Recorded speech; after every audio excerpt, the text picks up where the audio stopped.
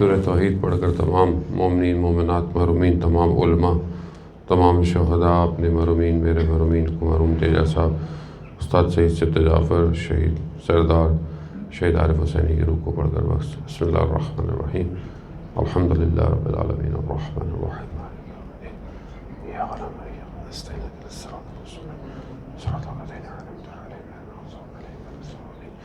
بسم اللہ الرحمن الرحیم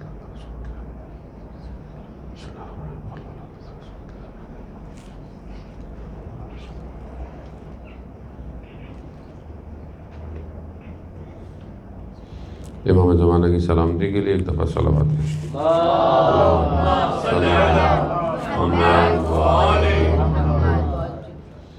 لا حول ولا قوة الا باللہ العلی العظیم حسبنا اللہ ونعم الوکیل نعم المولا ونعم النصیر اعوذ باللہ من الشیطان الرجیم بسم اللہ الرحمن الرحیم الحمد للہ الذی یؤمن الخائفین وینجی الصالحین ویرزق المستکبرین ویہلک ملوکا ویستخلف آخرین والصلاة والسلام علی رسول ثقلین محبوب رب المشرقین والمغربین جد الحسن والحسین نبینا سیدنا بالقاسم محمد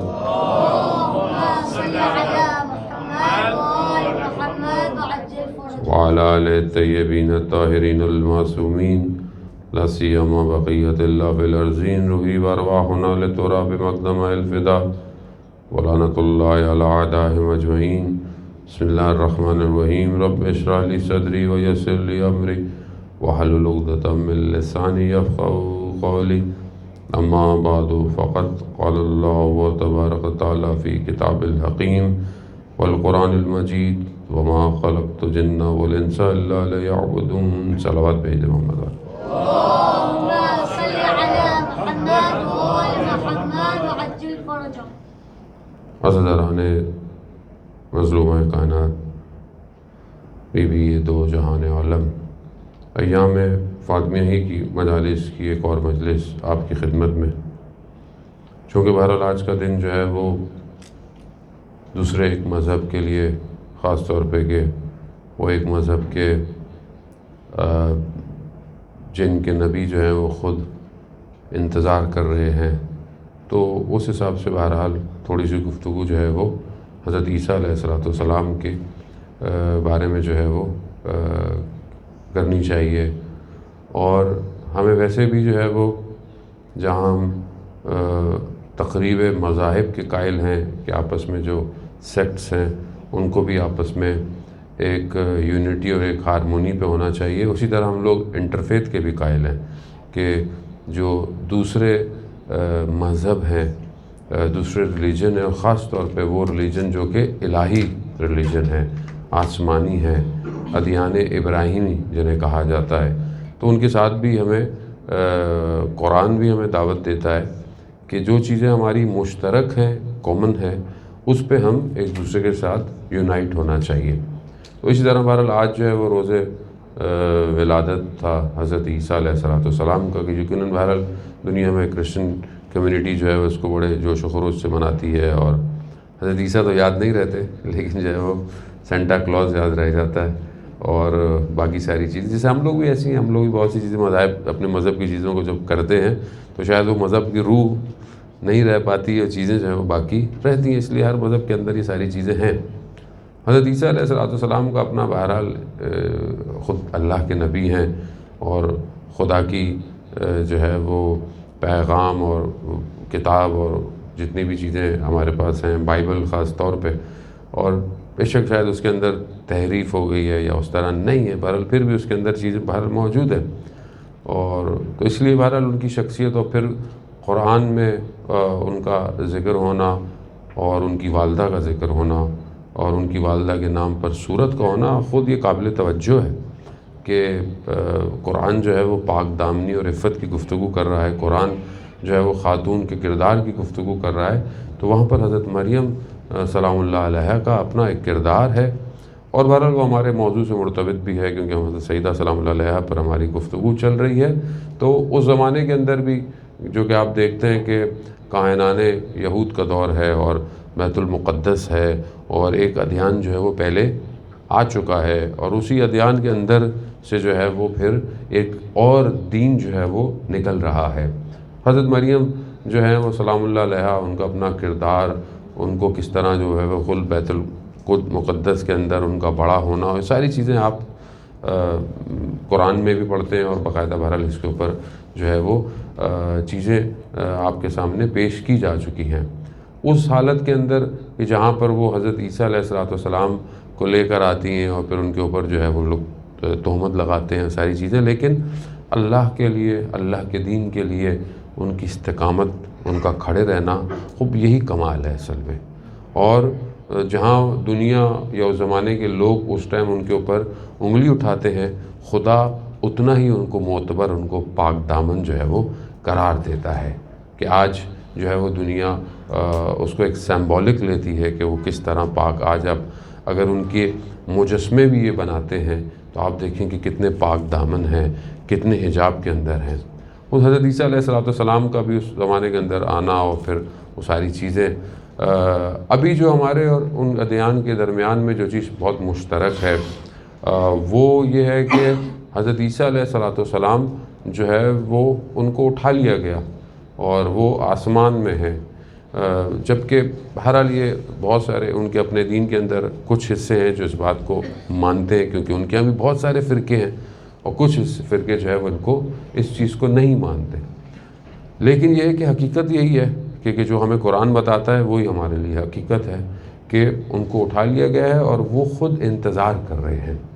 حضرت عیسیٰ علیہ السلام کا تعلق خاص طور پہ آخری زمانے کے ساتھ اور ظہور کے ساتھ بہت جڑا ہوا ہے، اس لیے ہمارے لیے بہت امپورٹنٹ ہے کہ ہم تھوڑا سا بند عقید کو بہرحال کافی توفیق ہوئی بائبل پہ ریسرچ جو تھوڑی بہت کی، اور بائبل کے اندر آخری زمانے کی گفتگو، آخری زمانہ کس طرح بتایا گیا، اور خاص طور پہ وہ جو آخری زمانے میں آئے گا وہ کون ہوگا، وہ کیسا ہوگا، تو بائبل اس پہ بہت گفتگو ہے بائبل کے اندر، چاہے وہ اولڈ ٹیسٹمنیز ہوں چاہے وہ نیو ٹیسٹمنی ہو اس کے اندر، اور جو ان کے اندر انجیل ہے، انجیل لوکا، مرکز، جتنی بہت ساری انجیلیں ہیں اس کے اندر بھی جو ہے وہ باقاعدہ موعود کا ذکر ہے۔ موعود یعنی جس کا وعدہ دیا گیا ہے، جو آئے گا۔ خود حضرت عیسیٰ علیہ السلام کے جو ہیں وہ بیانات ہیں۔ اب ظاہر ہے کہ وہ بیانات جو خود حضرت عیسیٰ دے رہے ہیں وہ اپنے لیے تو نہیں دے رہے، کیونکہ خود حضرت عیسیٰ بھی موعود ہیں، یعنی خود حضرت عیسیٰ بھی آئیں گے۔ تو اب یہ ہے کہ وہ کس کی گفتگو کر رہے ہیں، وہ کس زمانے کی۔ حضرت عیسیٰ علیہ السلام نے حتیٰ آخری پیغمبر کے لیے بھی نشاندہی کی، یعنی آخری پروفٹ کے لیے بھی کہ وہ آنے والا ہے۔ پھر اس کے بعد وہ ایک شخص کے جو آئے گا کائنات کو بدل دے گا، کائنات کو ایسا کر دے گا، تو وہ جو کریکٹرسٹکس ہیں، وہ جو کوالٹیز ہیں، وہ جتنے بھی فیکٹرز ہیں، وہ صرف اور صرف آخری امام کے لیے ہیں کہ خود ان کی کتابوں کے اندر بھی پائے جاتے ہیں۔ ان میں سے ایک حصہ آپ کی خدمت میں عرض کرتا چلوں کہ ایک جگہ پر جو ہے وہ یہ بیان ہوتا ہے ایک انجیل میں کہ جیسے تمہارے گھر کا کوئی بڑا گھر سے چلا جائے اور سب کو ذمہ داریاں دے جائے، یعنی ڈیوٹیز دے جائے، گھر کا ایک بڑا شخص گھر سے جائے اور سب کو ایک ڈیوٹیز دے جائے، تم نے وہ ڈیوٹیز کو انجام دینا ہے۔ اچھا، وہ جو گیا ہے وہ آئے گا کب؟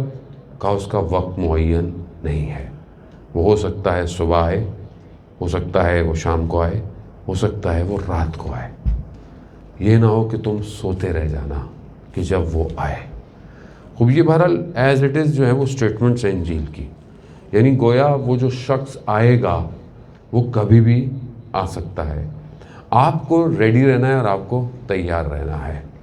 تو خود حضرت عیسیٰ علیہ السلام بھی بہت سی جگہوں پر ہے کہ وہ خود آئیں گے اور آسمان سے نیچے اتارے جائیں گے، اور اس کے بعد جو ہے وہ امام کے پیچھے وہ جو ہے وہ نماز کو قائم کریں گے۔ خود یہ ایک بہت بڑی نوید ہے، یعنی ایک بہت بڑی خبر ہے یہ، یعنی ہم بعض اوقات کہتے ہیں نا کہ جی مولانا صاحب غیب کی خبر بتائیے، آگے کیا ہوگا، کل کیا ہوگا، اس کی اکثر ہمیں جو خبر چاہیے ہوتی ہے وہ اپنے مال کے لیے چاہیے ہوتی ہے، ہمارا کام کتنا ہوگا، ہمارا پیسہ نہ. اصل جس خبر سے کائنات خوش ہو، جس خبر سے کائنات حیات میں آئے، اس سے بڑی کوئی خبر نہیں ہو سکتی. جس کی وجہ سے خود بہاریں آ جائیں، اس سے بڑی کوئی خبر نہیں ہو سکتی. یہ سب سے بڑی نوید ہے کہ وہ جو آئے گا اور حضرت عیسیٰ ان کے پیچھے نماز پڑھیں گے. تو یہ بہت بڑی دنیا کی کمیونٹی کون ہے آپ کو پتہ ہے؟ کرسچن ہے. تو یہ کرسچن آٹومیٹکلی کیا ہوگا؟ مسلمان ہو جائیں گے. یہ بہت امپورٹنٹ ہے. ہم اس طرف توجہ نہیں دیتے. ہمارے تو اپنے مسائل حل نہیں ہو رہے ہم تو جو خود مسلمان ہیں وہ صحیح نہیں ہو رہا. جو شیعہ اس کے اپنے مسائل ہو رہے ہیں کہ ابھی تک وہ شیعہ ہونے پہ اس کو مسائل ہو گئے. تو ہم دوسروں کو بہرحال کیا کریں گے، جبکہ اسلام کیا کہہ رہا ہے، جبکہ ہمیں پیغام کیا دیا جا رہا ہے کہ تم دوسرے ادیان کو ہاتھ بڑھاؤ. جو کامن چیزیں ہیں، اچھا کامن چیزیں جو ہیں وہ نیچرل ہیں، وہ فطرت ہیں. یعنی جسٹس پوری دنیا چاہتی ہے. ابھی یہ دنیا کے اندر جو پینڈیمک ہوا ہے، یہ جو ڈرامہ بازی چل رہی ہے صبح شام کی، خوب دنیا تنگ ہے اس سے. دنیا چاہتی ہے ختم ہو. خوب یہ ایک جسٹس ہے نا، ایک دنیا چاہتی ہے.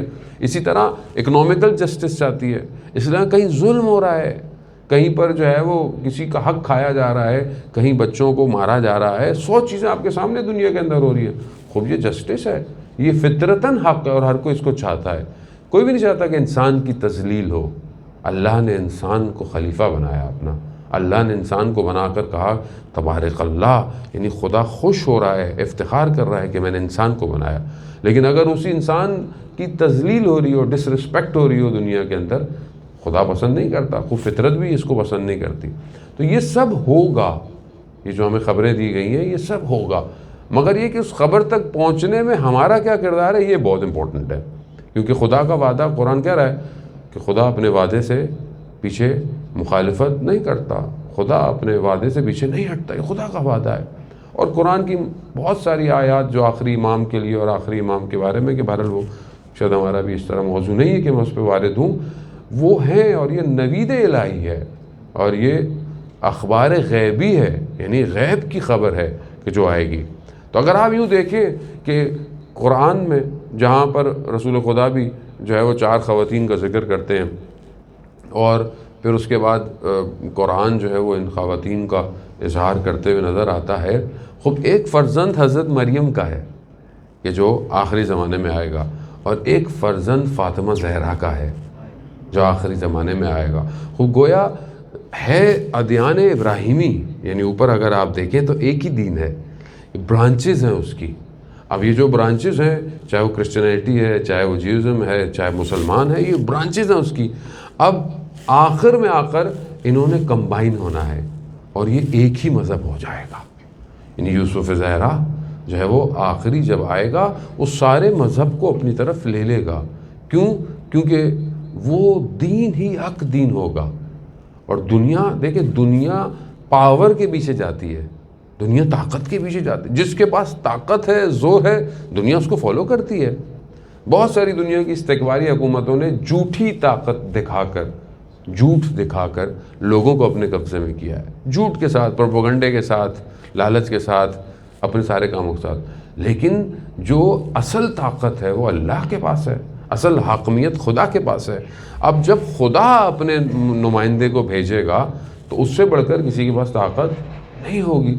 تو نیچرلی لوگ انکلائن ہوں گے اس طاقت کی طرف. کیوں؟ کیونکہ جسٹس کے لیے ظاہر ہے طاقت تو چاہیے. اگر ایک آدمی آپ عدالت چاہتے ہیں اور اگر آدمی کے اختیار اور قدرت میں کچھ نہیں ہے تو عدالت کو برپا نہیں کر سکتا. روایات ہمارے پاس متعدد ہیں کہ جس میں ہم کہتے ہیں کہ جب امام کا ظہور ہوگا تو دنیا قسط اور عدالت سے بھر جائے گی. کیسے؟ جیسے کہ ظلم اور جور سے بھری ہوئی ہوگی. تو انشاءاللہ بہرحال ہم اسی امید کے ساتھ ہیں کہ بہرحال حضرت عیسیٰ علیہ السلام بھی جب آئیں، اور خود یہ بہرحال ایک وہ ہے کہ دشمن جو ہے وہ پوری کوشش کر رہا ہے کہ جھوٹے حضرت عیسیٰ، یعنی جیسے بہت سارے ظہور سے پہلے مہدی بھی اٹھیں گے جو اصل نہیں ہوں گے، اس طرح حضرت عیسیٰ بھی وہ کریں گے.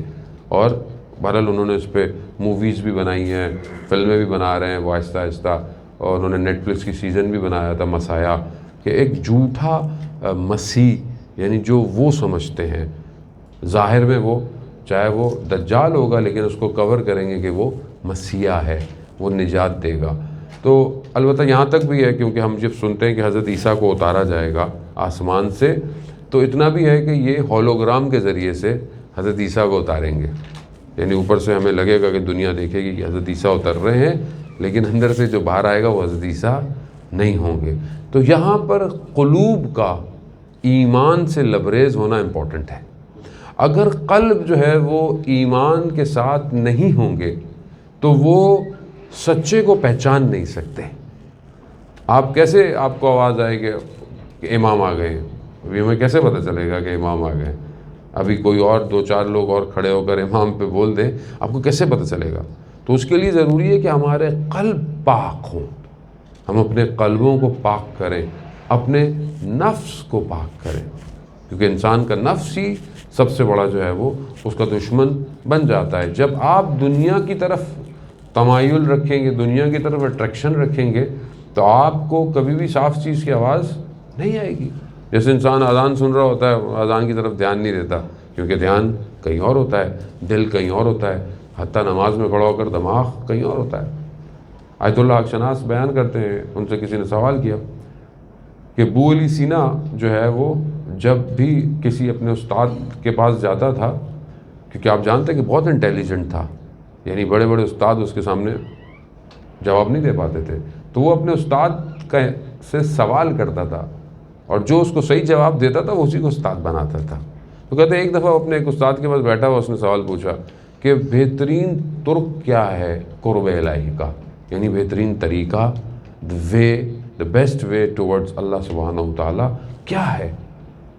تو قرآن جو کیا کہہ رہا ہے کہ صراط مستقیم ہے سب سے بہترین ساتھ۔ اب صراط مستقیم تو کلی بات ہے، لیکن خارج میں یعنی ایگزیکٹلی صراط مستقیم کا مصداق کیا ہے، کس کے اوپر ہم کہیں کہ یہ صراط مستقیم ہے؟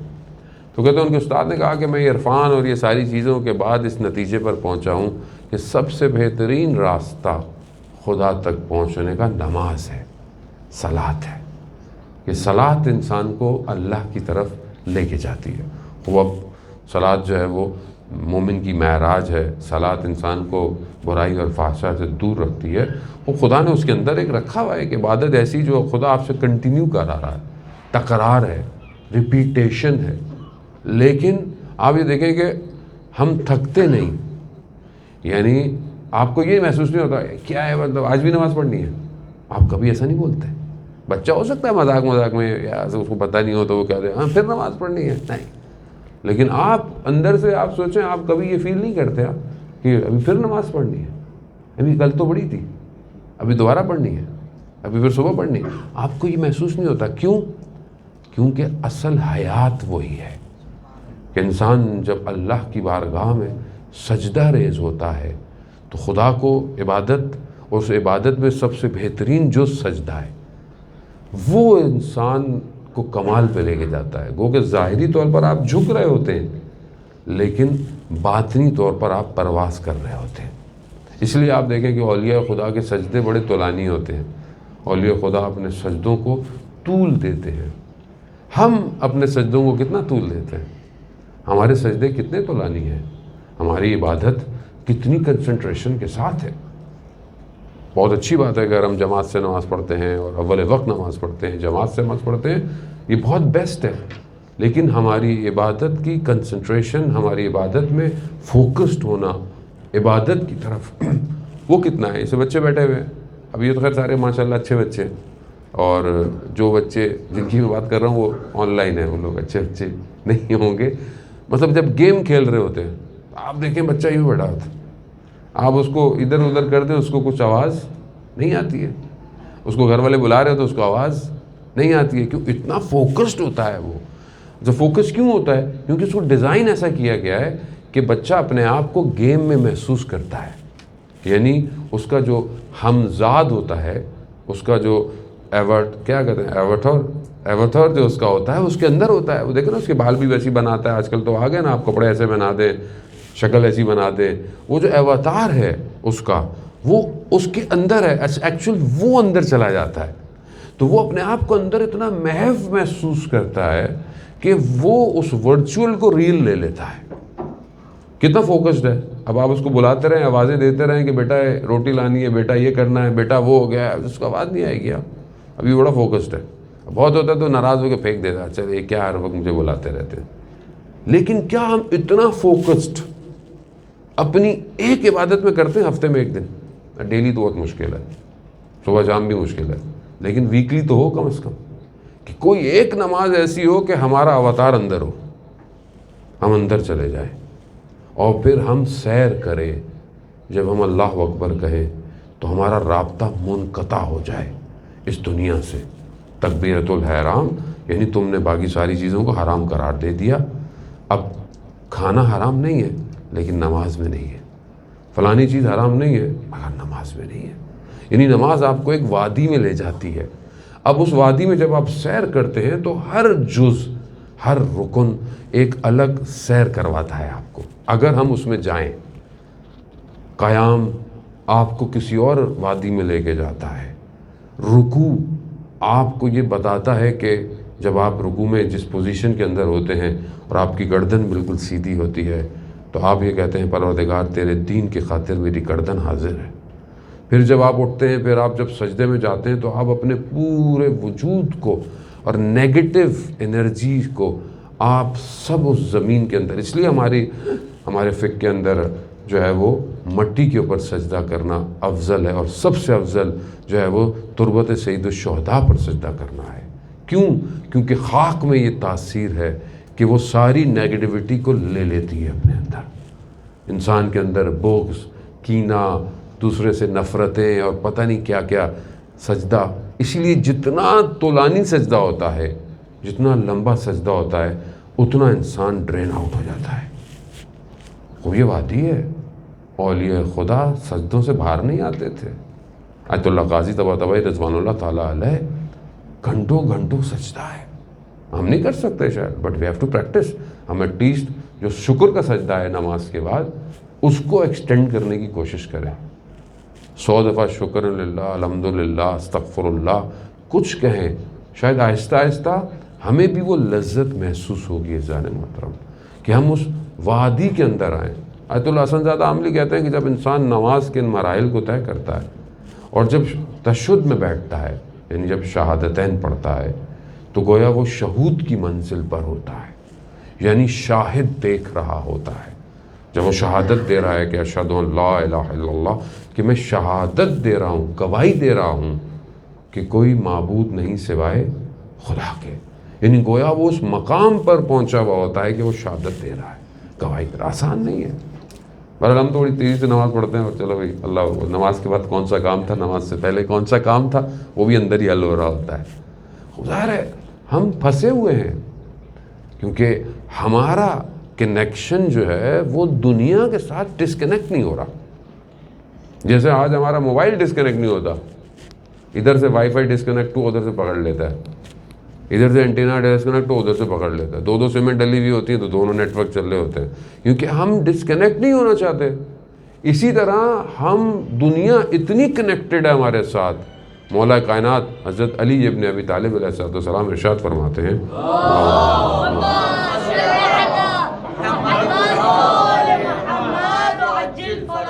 امام ارشاد ہوتے ہیں کہ تمام غلطیوں کا جو جڑ ہے، جو بیس ہے، جو اصل ہے، وہ کیا ہے؟ حب الدنیا ہے. یعنی اگر انسان حب الدنیا کا شکار ہے تو ساری مصیبتیں حب الدنیا. یعنی آپ دیکھیں، مال دنیا، اولاد کی خاطر حرام کرنا دنیا، دوسرے کا حق کھانا دنیا، کسی سے نفرت کرنا دنیا کی وجہ سے، حسد کرنا دنیا، کسی کے ساتھ قطع رحمی کر دینا دنیا، یتیم کا حق دنیا، کسی سے اونچی آواز میں غلط بول دینا دنیا، کسی کو معاف نہ کرنا دنیا. یعنی ہر چیز کا تعلق دنیا کے. لیکن جس کو آخرت ہو، اگر کوئی ناراض ہو جائے، نو پرابلم، معاف کر دے. کسی نے اگر زیادتی بھی کر لی، کوئی مسئلہ نہیں، خدا بزرگ. حسد وہ نہیں کرے گا. کیوں حسد کیوں کرتا ہے؟ آدمی کمپیئر کرتا ہے، اس کو اپنے آپ کو برتر سمجھنے کے لیے اس کو دیکھتا ہے. لیکن جس کو پتہ ہے کہ دنیا میں رہنا ہی نہیں ہے، حسد نہیں کرتا. جس کو دنیا کی محبت نہیں ہو، وہ دوسرے سے نفرت نہیں کرتا، وہ جلتا نہیں ہے، وہ غیبت نہیں کرتا. وہ ناراض نہیں ہوتا، وہ قطع رحم نہیں کرتا۔ کیوں ناراض ہو؟ جب آدمی رہتا ہی 2 دن کے لیے تو ناراض ہو کے کیا کرے گا؟ وہ اسے پتا ہے کہ میں تو ابھی مر جاؤں گا۔ کسی کو یہ تو نوبڈی نوز کہ ہم نے کب مرنا ہے۔ تو جس کو یہ پتہ ہی نہیں ہے کہ اس نے مرنا کب ہے، تو وہ کیوں اتنی زندہ رہنے کی امیدوں کو اپنے اندر دل میں لے کے بیٹھے؟ تو سب چیزوں کی جڑ کیا ہے؟ حب الدنیا۔ یہ حب الدنیا ہی تھی جو ائمہ علیہ السلام کے مقابلے میں آئی ہے، یہ حب الدنیا تھی۔ ورنہ ساری باتیں ان کو بھی پتہ تھی جو بہت سارے لوگوں کو پتہ تھی، کچھ کی سمجھ میں آئی، کچھ کی سمجھ میں نہیں آئی۔ ملوکیت، حکومت، یہ ساری چیزیں کیوں ہوئی؟ دنیا کی محبت تھی۔ 7ویں امام موسیٰ کاظم علیہ السلام، اللہم صلی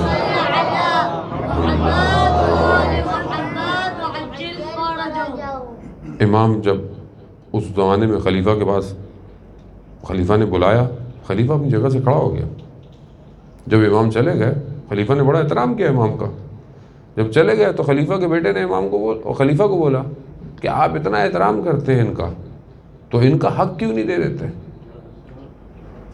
تو اس نے کہا کہ اگر تم اس حکومت کے لیے تم بھی آئے تو تمہاری بھی گردن اتار دوں گا۔ کیا ہے؟ حب الدنیا، دنیا کی محبت۔ اب یہ دنیا کی محبت کیسے نکلے؟ نکلنا آسان تھوڑی ہے یہ۔ اس کا ایک ہی حل ہے عزیزان محترم، پریکٹس تو کرنی پڑے گی۔ پریکٹس کے بغیر آپ نہیں کر سکتے۔ آپ ایک دن میں باہر نہیں آ سکتی ہیں۔ اب بولے میں دروازہ بند کر دوں، میں پہاڑوں میں چلا جاؤں، میں غاروں میں چلا جاؤں، نہیں، یہ حل نہیں ہے۔ کیونکہ اگر یہ حل ہوتا تو اسلام پھر ایسا ریلیجن آپ کو پیش کرتا۔ تو پھر پروفٹ صلی اللہ علیہ وآلہ وسلم جو ہیں وہ غار حرا سے نیچے نہ اترتے، وہیں رہتے اگر غار میں رہنا امپورٹنٹ ہوتا۔ معاشرے میں رہ کر، سوسائٹی میں رہ کر اپنے آپ کو بچانا یہ کمال ہے۔ اور اسی طرح ہمیں ایک سوسائٹی کو فارم کرنا ہے۔ ایک سوسائٹی، بھاگنا، فرار کرنا، میں جو ہوں اب کچھ نہیں ہو سکتا، سوسائٹی خراب ہے، لوگ ایسی ہیں، لوگ یہ کہہ کے کر بھی ہم نے لوگوں کو ایسا بنا دیا ایکچولی۔ یعنی کمیونٹی میں کچھ نہیں ہو سکتا مولانا صاحب، سوری، کوئی فائدہ نہیں ہے۔ کیوں نہیں فائدہ ہو سکتا؟ مگر حضرت نوح سے زیادہ کسی نے تبلیغ کی ہے کہ اس کمیونٹی میں آگے نہیں کی۔ میں آپ کو نہیں کہہ رہا خدا نخواستہ کمیونٹی سے جو ہے، میں ایک ایگزامپل دے رہا ہوں، مطلب ایسے کہ کل کو یہ نہ بولیں مولانا صاحب ہماری کمیونٹی کو آپ نے کیا کہہ دیا، نہ، ایک ایگزامپل دے رہا ہوں کہ اکثر جگہ جائیں لوگ کہتے ہیں مولانا صاحب یہاں جوانوں پہ کچھ نہیں ہو سکتا، یا یہاں فیملی پہ کچھ نہیں ہو سکتا۔ خوب کیوں نہیں ہو سکتا؟ ہو سکتا ہے۔ جب قرآن ہمیں نوید دے رہا ہے، خبر دے رہا ہے، جب قرآن ہمیں امید دے رہا ہے، تو پھر ہم کیوں نا امید ہوتے ہیں؟ حضرت نوح علیہ السلام 950 سال تبلیغ کرتے رہے مگر نا امید نہیں ہوئے۔ تو ہم کیوں نا امید ہو جائیں کہ کیوں اچھا نہیں ہو سکتا ہے اچھا؟ یہی جو جنریشن بیٹھی ہوئی ہے، یہی تو امید ہے ہمارے لیے۔ ہمیں ان پر انویسٹمنٹ کرنے کی ضرورت ہے، ہمیں انہیں بابصیرت دیندار بنانے کی ضرورت ہے۔ اور جو عصر ظہور ہے، وہ جو ظہور کا وقت ہے، جو ٹائم ہے ظہور کا، وہ شکوفہ ہوگا، یعنی جیسے ایک پھول کھلتا ہے اس طرح حیات کھلے گی، اس طرح علم تمدن جو ہے پروان چڑھے گا۔ اس کے لیے بہت بہترین دماغ چاہیے، برین چاہیے جو امام کے لیے کام کرے۔ تو ظاہر ہے جس ہم پیس میں جا رہے ہیں تو ہمیں یہ ساری چیزوں کو انڈرسٹینڈ کرنا اور ایجوکیٹ ہونا عزیزان محترم بہت ضروری ہے۔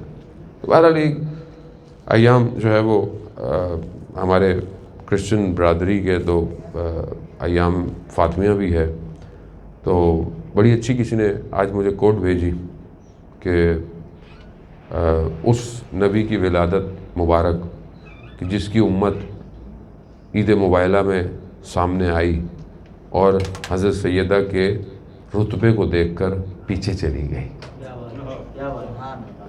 بات تو تھی ان کی پہچان کی۔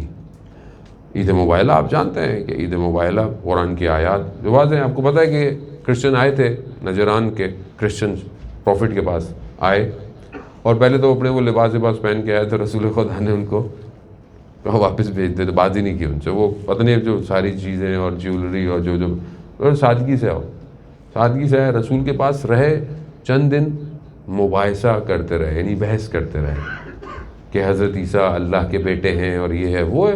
تو پروفٹ نے بہرحال قرآن سے ان کو دلائل دی کہ جب حضرت آدم کو بغیر ماں باپ کے خدا خلق کر سکتا ہے تو حضرت عیسیٰ کو بغیر باپ کے خلق کر سکتا ہے۔ خوب خدا قادر ہے۔ خیر جب یہ لوگ نہیں مانے تو پھر انہوں نے کہا کہ ہم آپ سے مباہلہ کریں گے، یعنی ایک دوسرے کے اوپر نفرین کریں گے، لعن کریں گے، یعنی خدا کی بارگاہ میں کہیں گے جو جھوٹا ہے اس کے اوپر خدا کی لعنت ہو۔ تو اس کے لیے بہرحال رول اور ریگولیشن ہیں بہرحال۔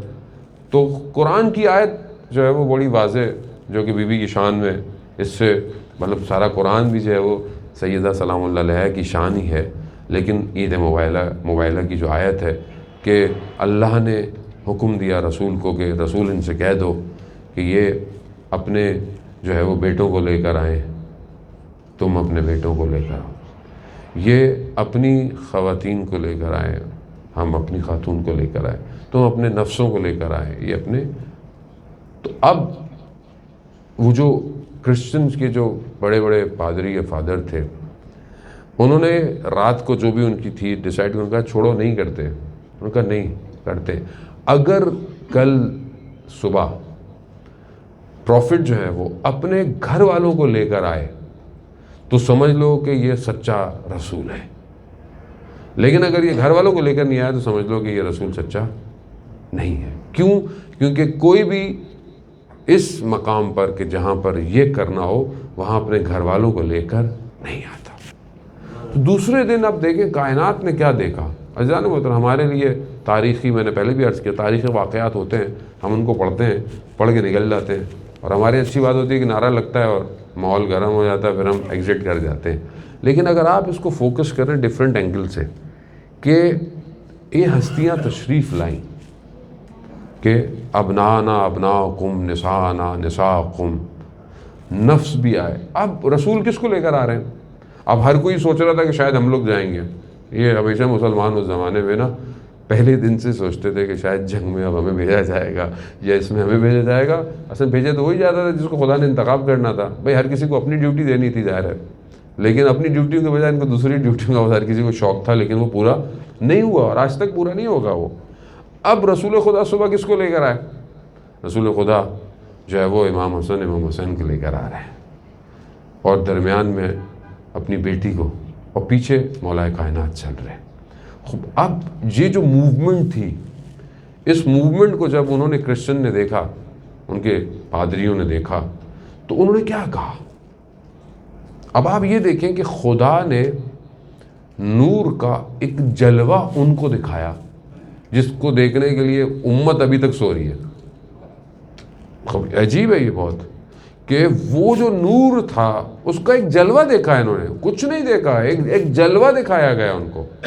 کیا جلوہ تھا؟ وہ کہتے ہیں کہ ہم ایسی ہستیاں دیکھ رہے ہیں کہ اگر یہ اشارہ کریں تو پہاڑ اپنی جگہ چھوڑ دیں گے۔ یعنی آسان نہیں تھا، یعنی خدا نے ان کو کیا دکھایا تھا؟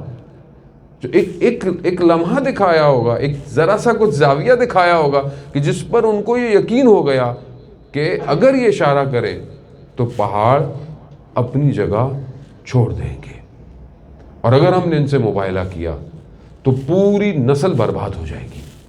تو گویا اگر آج کرسچینٹی زندہ ہے تو یوں کہہ لیں کہ سیدہ کی برکت کی وجہ سے زندہ ہے، یعنی بی بی ان کے کرم کی وجہ سے، یعنی کہ ان کے مقام کو اقرار کر گئے تو ان کے اوپر برکت آئی اور یہ پیچھے ہو گئے۔ عزیزان محترم، اب آپ خود سوچیں کہ جو ان کے مقامات کو مان جاتا ہے خدا ان کو کہاں لے جاتا ہے، اور سوچیں کہ ان کے اوپر کتنی لعن ہوگی اور ہو رہی ہوگی کہ جو ان کے مقابلے میں آئے ہوں گے اور خود جن سے یہ غضبناک ہو جائیں، تو آپ سوچیں کہ اس کی کیا مقام اور کیا جائگہ ہوگی۔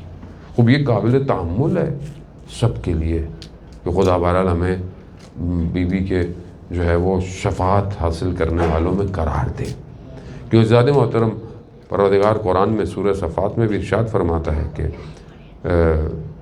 ان الذین ربنا اللہ، وہ لوگ جو اللہ کو کہتے ہیں کہ اللہ ہمارا رب ہے، ثم استقاموا، پھر کیا ہے، جب اللہ کو اپنا رب مانتے ہیں تو انہیں استقامت دکھانی ہے۔ استقامت کیا ہے؟ یعنی آپ کو ایک فرم ڈٹرمنیشن، ایک جگہ محکم رہنا ہے۔ خوب روایات کہتی ہیں کہ استقامت کیا ہے، تو کہتے ہیں استقامت ولایت علی ابن ابی طالب ہے۔ یعنی اگر آپ ولایت پر استقامت دکھائی اور ان کے اوصیاء جو ان کی اولاد میں سے ہیں، اگر آپ نے ان کی ولایت پر استقامت دکھائی تو پھر آپ کامیاب ہیں۔ استقامت کا مطلب یہ نہیں ہے کہ آج میں نے تو مولا کی مان لی، کل نہیں مانوں گا، ایک چیز میں مانی دوسری نہ۔ استقامت یعنی قائم رہنا، یعنی اب اس ولایت کا اقرار کیا ہے تو اب آپ کو کھڑا رہنا پڑے گا۔ اور اسی استقامت کو، اسی ولایت کو حضرت سیدہ سلام اللہ علیہا نے جو ہے وہ مدینہ کے اندر دکھایا، اور اس ولایت کی پہلی شہیدہ قرار پائی، اور ان ساری مصیبتوں اور مشکلات کو اپنے ذات پہ لیا، اور اس مشن کو کہ جو ان کے بابا لے کر آئے تھے اس کو ڈرائیو کیا آخری زمانے تک۔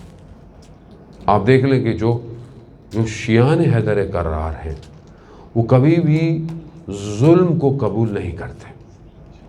آپ ہر دور کے اندر تاریخ میں دیکھ لیں کہ انہوں نے کبھی بھی باطل کی حکومتوں کو نہیں مانا، چاہے دیواروں میں چنوا دیے گئے، چاہے گردنیں اڑا دی گئیں، لیکن ایکسیپٹ نہیں کیا انہوں نے۔ یہ خاص کوالٹی صرف شیعان حیدر کرار میں ہے، اور آج بھی آپ کے سامنے کہ کسی بھی معاملے پر جھکنے کو تیار نہیں ہے۔ خوب یہ استقامت ہے عزیزان محترم، خوب ولایت استقامت مانگتی ہے۔ اگر ہم اس استقامت کے ساتھ آگے بڑھیں گے تبھی ہم ظہور کے عرصے میں داخل ہو سکتے ہیں۔ بہرحال ہمیں بھی بہرحال اسی ایام میں ظہور کی طرف بڑھنا ہے، اور خدا کی بارگاہ میں شکر گزار ہیں پروردگار نے ہمیں یہ توفیق دی کہ ان ایام کو درک کریں اور اپنے اندر ان کوالٹیز اور ان ایٹریبیوٹس کو پیدا کریں۔ عزیزان محترم، امام، وقت کے امام تک جانا مشکل ہے مگر ناممکن نہیں ہے۔ تاریخ میں مختلف جگہوں پر آپ کو لگتا ہے کہ لوگ جو ہیں وہ امام کی طرف بڑھ رہے ہیں، امام سے اپنی چاہت کا اظہار کر رہے ہیں، امام سے جو ہے وہ متصل ہوتے ہیں۔ مسجد سیلا، مسجد جمکران، ضروری نہیں کہ صرف یہی جگہ ہوں۔ حج پہ جو جاتا ہے وہ بھی اس امید سے کہ امام کی زیارت کر سکتا ہے۔ آپ اربعین پہ خدا میں توفیق دے، آپ اربعین پہ بھی ڈھونڈیں۔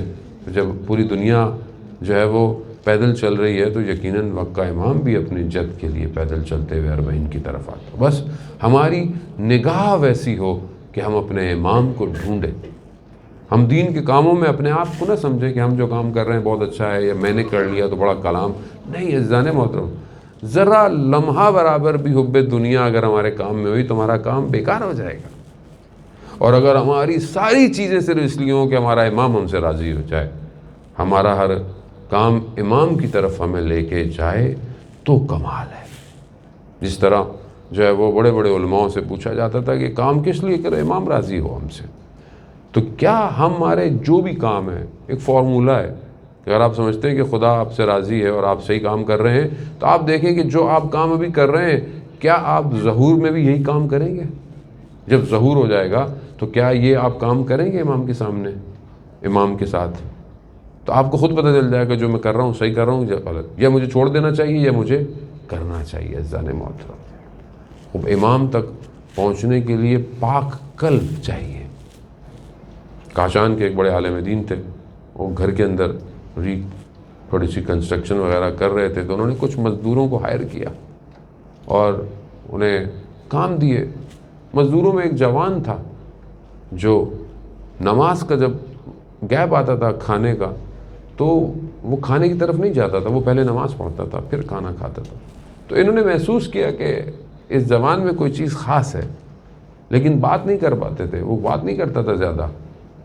ایک دفعہ انہوں نے کرائے کی سیڑھی منگائی کچھ کام کرنے کے لیے، تو کہا کہ واپس دے کر آؤ۔ واپس دے کر آیا تو معمول سے زیادہ، یعنی یوزلی جو ٹائم لگتا تھا اس کو زیادہ ٹائم لگا واپس آنے میں۔ تو اس سے پوچھا کہ اتنی دیر کیوں کی؟ اس نے بولا بہانہ بھی مل گیا، میں اس سے بات کرتا ہوں۔ تو اس سے پوچھا کہ اتنی دیر میں کیوں آئے ہو تم؟ تو کہا کہ کیونکہ گلی جو تھی وہ بہت نیرو ہے، یعنی بہت تنگ ہے، بہت چھوٹی ہے، اور سیڑھی جو تھی وہ کافی لمبی ہے، تو اگر میں احتیاط سے نہیں جاتا تو جو سیڑھی تھی، لیڈر ہے، وہ لوگوں کی دیوار کو ٹکرائے گی، اور لوگوں کی دیوار لوگوں کا حق ہے، حق الناس ہے، تو میں کیسے اس حق کو پے کروں گا؟ تو انہوں نے کہا کہ یہ عام جوان نہیں ہے، وہ جو تمہاری کبھی امام زمانہ سے ملاقات ہوئی؟ کہتا ہاں، تھوڑی دیر پہلے امام زمانہ اسی شہر کے اندر تھے۔ یعنی کتنا چھوٹا سا ہے کہ آپ گزر رہے کسی کی دیوار پہ اسکریچ آ جائے، ہم تو گاڑی پہ اسکریچ مار کے ویسے مزے مزے میں چلے جاتی ہے پبلک، کون حساب دے گا؟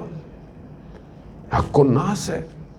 کسی کے بارے میں پیچھے آپ نے وہ بات کہہ دی، اس کو پسند نہیں مگر آپ نے کہہ دی، حق الناس ہے۔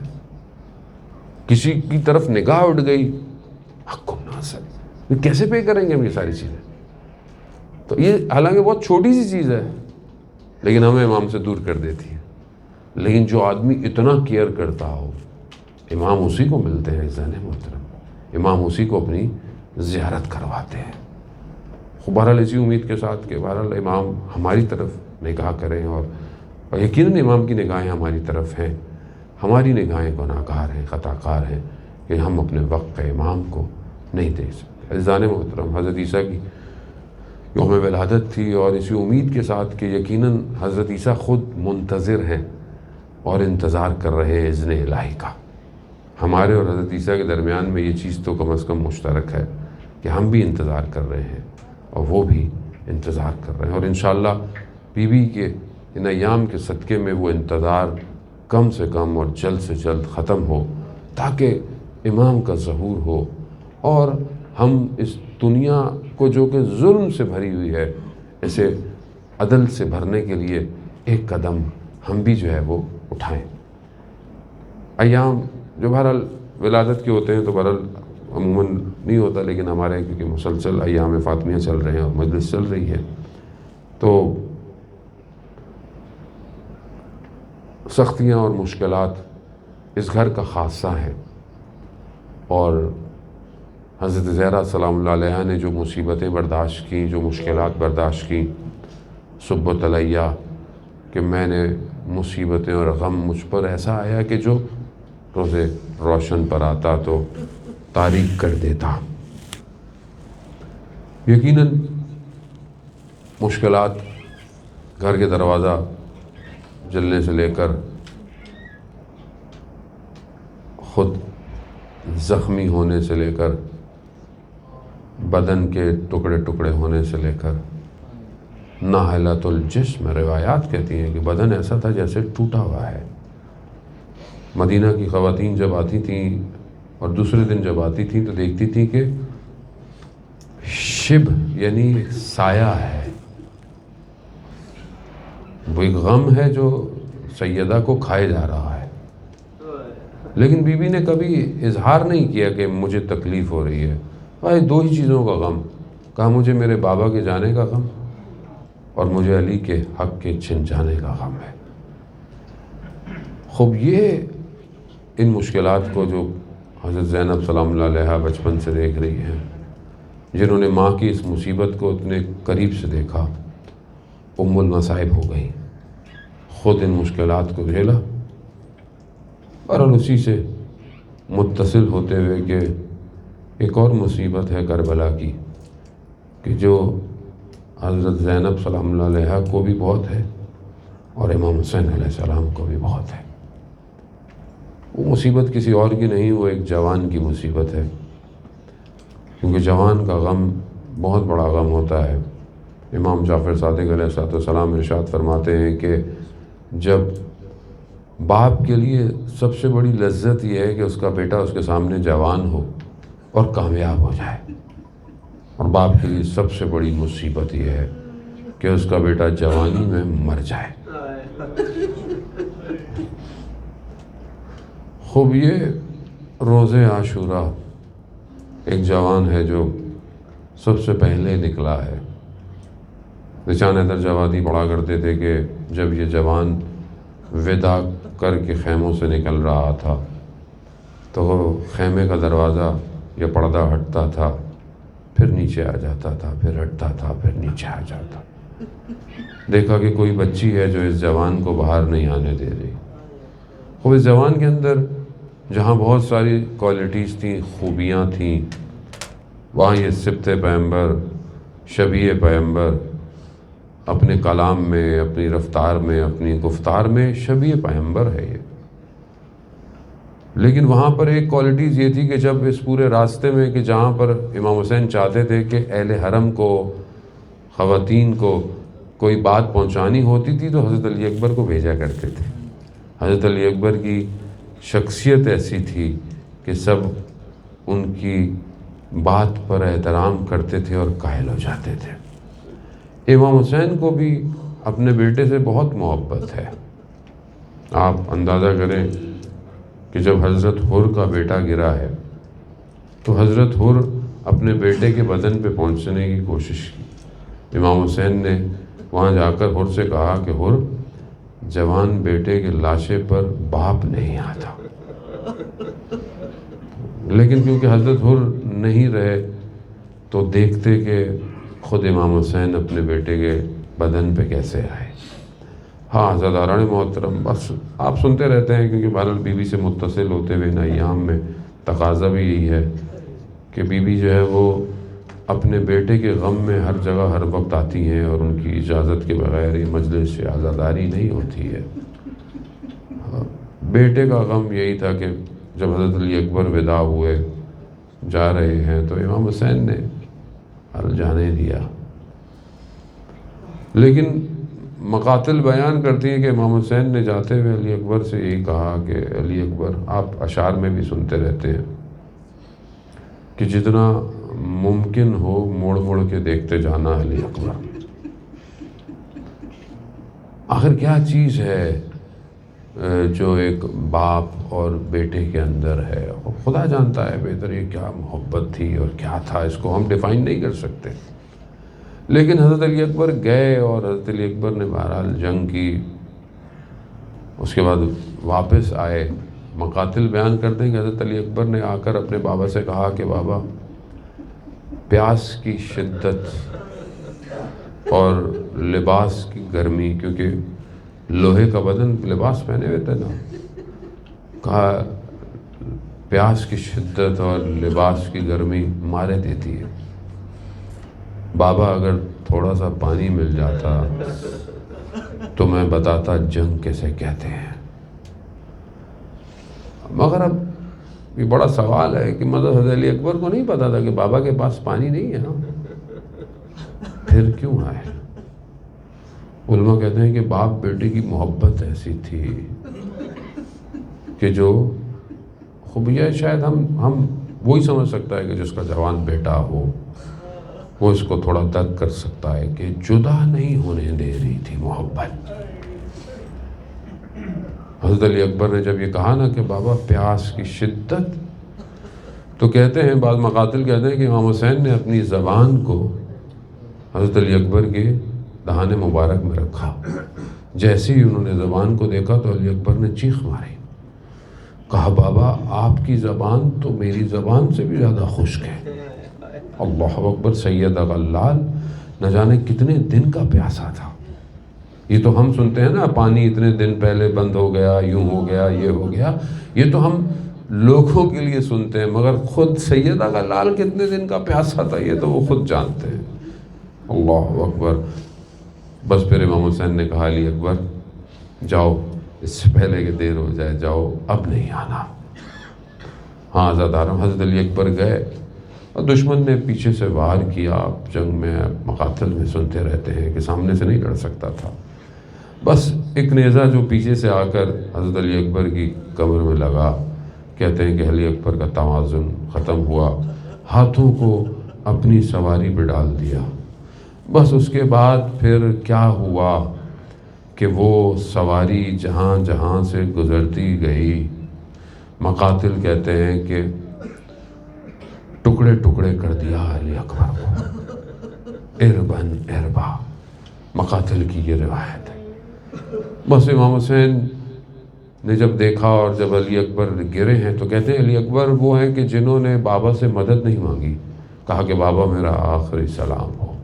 بس جب یہ بدن گرا ہے تو کہتے ہیں امام حسین کے لیے پہنچنا آسان نہیں تھا علی اکبر کی بدن پر، جس طرح وہ پہنچے ہیں اور اس کے بعد جو ہے وہ سر کو علی اکبر کے اپنے دامن پہ رکھا ہے، دو زانو ہو کے دشت کربلا میں بیٹھے ہیں، ولادی ولادی علی اکبر۔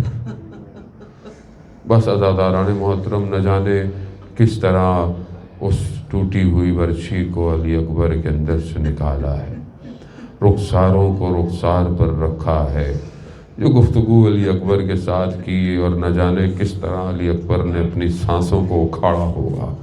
بس اتنا ہے کہ امام حسین سے علی اکبر کا بدن اٹھایا نہیں گیا۔ بس وہیں پر آپ دیکھتے ہیں کہ بعض مقاتل کہتے ہیں کہ حضرت زینب جو ہیں علی اکبر پہ بدن پر پہلے سے پہنچ چکی ہیں۔ ہاں عزاداران محترم، امام حسین کہتے ہیں خاک ہو بیٹا جس پر تم نہ ہو۔ عزاداران محترم، امام حسین نے صدا بلند کی، آؤ بنی ہاشم کے جوانوں، علی اکبر کے بدن کو اٹھا کر لے کر جاؤ۔ عزاداران محترم، یہ مصیبتیں کم مصیبت نہیں ہے کہ جو امام حسین دیکھ رہے ہیں، مگر میں کہوں گا یا سیدہ، امام حسین نے ان حالات میں ان ساری چیزوں کو دیکھا، مگر پھر بھی جس مصیبت سے آپ گزری ہے، در و دیوار کے اندر آ کر آپ نے اپنا لخت جگر دیا کہ فضا مجھے اٹھاؤ، محسن شہید ہو گئے ہیں۔ ہاں عزاداران محترم، اس حالت کے اندر بھی جب بی بی کو ہوش آیا تو بی بی نے یہ کہا کہ ابوالحسن کہاں ہیں، علی کہاں ہیں؟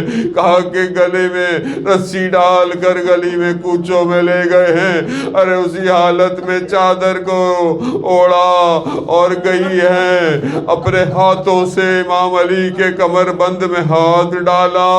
جب دشمن نے دیکھا کہ اب یہ ہاتھ نہیں چھوٹتا تو اس لعین نے اس غلاف تلوار سے وہ ضربتیں لگائی کہ جو آخری دن تک بی بی کے ہاتھوں میں قائم رہی۔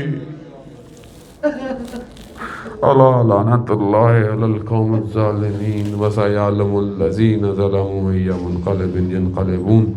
پروردگار امام زمانہ کے ظہور میں تعجیل عطا فرما، ہمیں ان کے ناصروں، ان کے مددگاروں میں شمار فرما، جو پریشان حال ہے ان کی پریشانیوں کو دور فرما، جو حاضرین مجلس بیٹھے ہیں ان کی تمام جائز خواہشات کو پورا فرما۔